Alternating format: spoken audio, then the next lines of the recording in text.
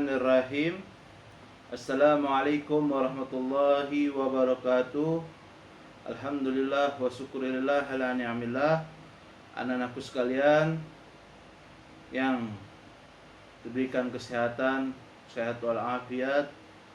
Alhamdulillah, pada kesempatan kali ini kita memasuki pelajaran fikih, yang mana pelajaran fikih ini sangatlah penting bagi kita, bagi umat Islam. Kenapa? Karena fikih merupakan amaliyah keseharian kita.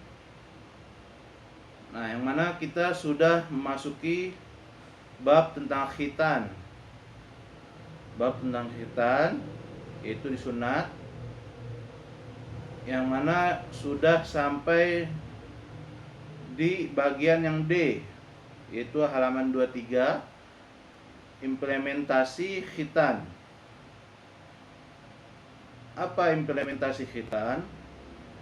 Berkhitan itu sebaiknya dilakukan ketika masih anak-anak sampai mendekati akil balik. Menurut para medis, khitan sebaiknya dilaksanakan ketika bayi baru dilahirkan, yaitu ketika dokter atau bidan membantu persalinan ibunya, dan diharapkan ketika ibunya pulang dari rumah bersalin, bayinya telah sembuh dari khitannya. Kebiasaan umat Islam, khitan dilakukan pada usia anak antara 7 tahun. Khitan dilakukan, kebiasaan dalam umat Islam, dilakukan pada usia anak antara 7 tahun sampai 10 tahun. Bahkan ada juga ketika anak telah duduk di bangku SMP. Nah, jadi implementasi khitan yaitu apa? Yaitu berkhitan itu sebaiknya dilakukan ketika masih anak-anak. Kenapa? Jika sudah tua, misal sudah tua, maka ada rasa malu, ada rasa malu di dalam diri anak tersebut. Nah, jika masih anak-anak, kalau biasanya kalau dalam agama Islam, kebanyakan umat Islam dikhitan itu pada umur 7 tahun atau 10 tahun, sampai 10 tahun. Itu kebiasaan anak di dalam umat Islam dikhitannya pada umur 7 tahun atau sampai 10 tahun.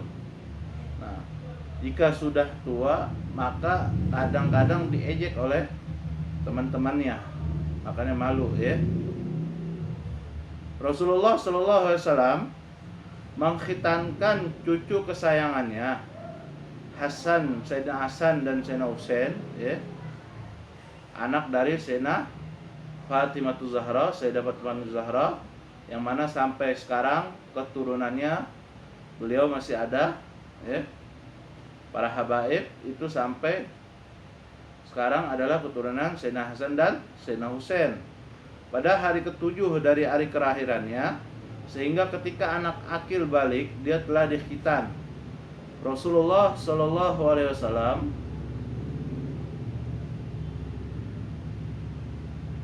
bersabda sebagai berikut, akar Rasulullah SAW Hanil Hasan wal Husain wa khatanahuma li sab'ati ayyamin, rawahul Baihaqi.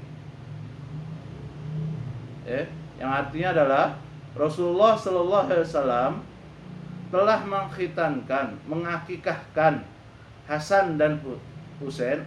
Akko adalah mengakikahkan Hasan dan Husain, dan mengkhitankan keduanya, wa khatanahuma, dan mengkhitankan keduanya di sab'ati ayamin, pada hari ke-7.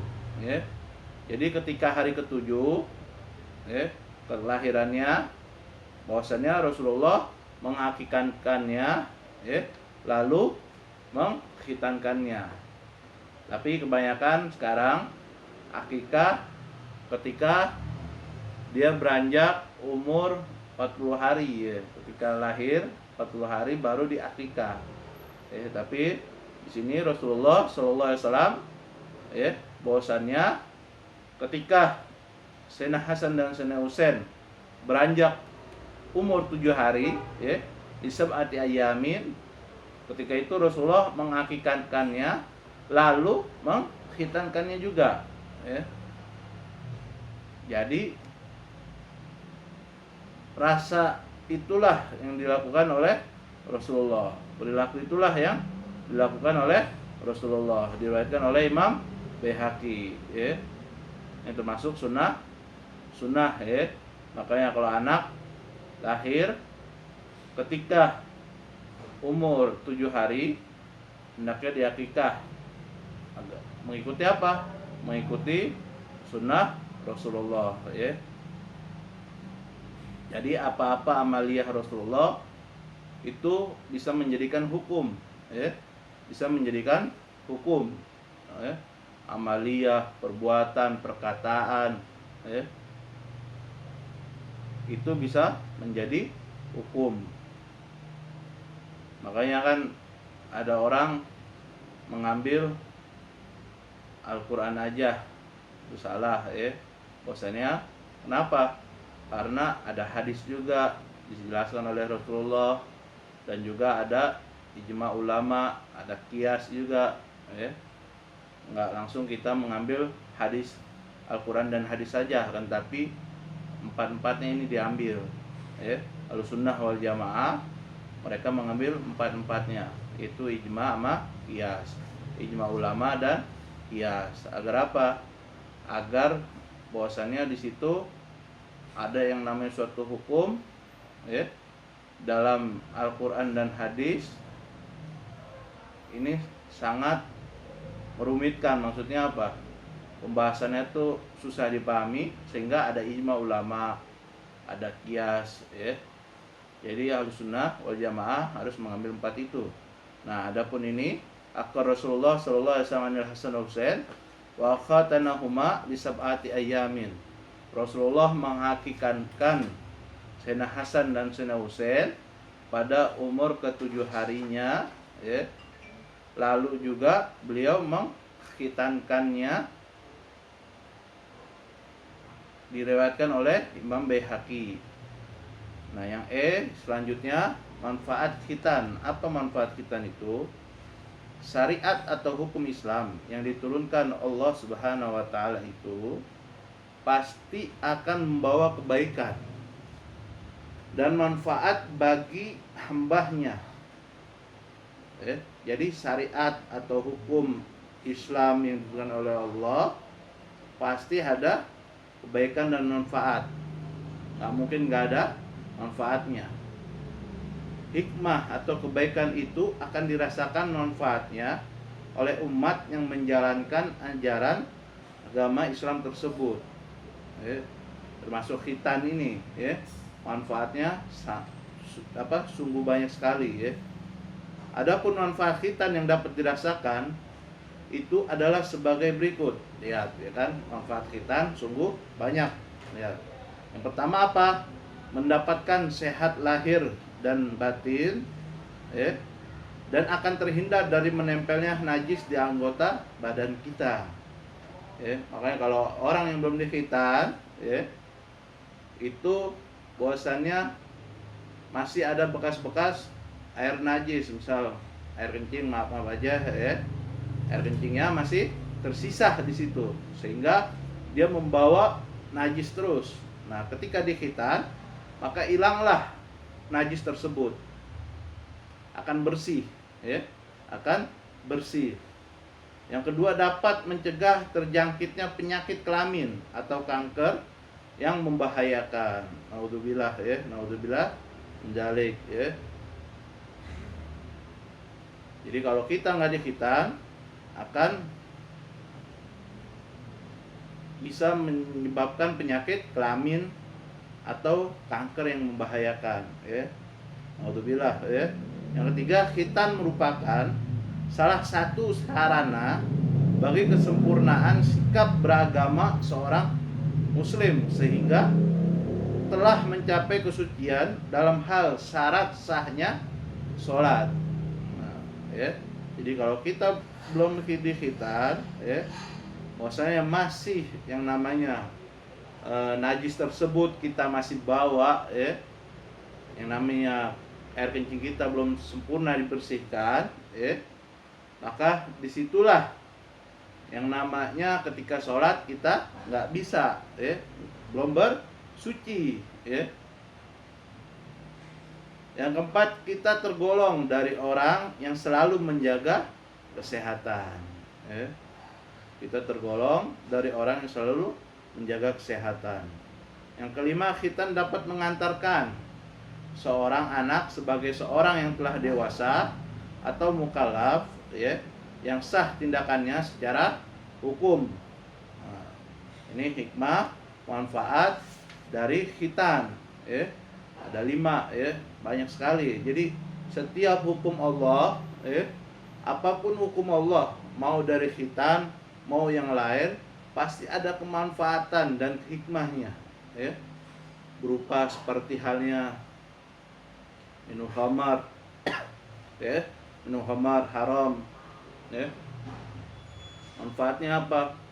Kalau dia minum khamar, yang ada lupa ingatan, sehingga terjadilah perzinahan, ya. Yang namanya perzinahan itu takutnya kena HIV, ya. Di situ. Jadi semua hukum-hukum Allah pasti ada hikmahnya, ya. Nggak ada yang nggak ada hikmahnya, pasti banyak hikmahnya, ya. Terusnya baliknya ialah, ya, yang nomor 24, mari berlatih. Nah, sekarang ini tugas kalian, ya. Yang pertama apa manfaat khitan itu? Yang kedua, pada usia berapa cucu Nabi Muhammad SAW, Sayyidina Hasan dan Sayyidina Husain dikhitan? Yang ketiga, siapa yang pertama kali dikhitan? Yang keempat, apa akibatnya bila anak tidak mau berkhitan? Yang kelima, tuliskan 5 saja Nabi dan Rasul yang terlahir telah dikhitan. Yang keenam, bagaimana pendapatmu bila ada anak yang duduk di SMP baru khitan? Yang ketujuh, apa yang harus kamu jawab bila orang bertanya, kenapa laki-laki harus dikhitan ketika masih kecil? Yang ke-8, apa saja manfaat khitan? Tuliskan. Yang ke-9, bagaimana khitan menurut ilmu kedokteran? Jelaskan. Yang ke-10, umur berapakah kamu dikhitan?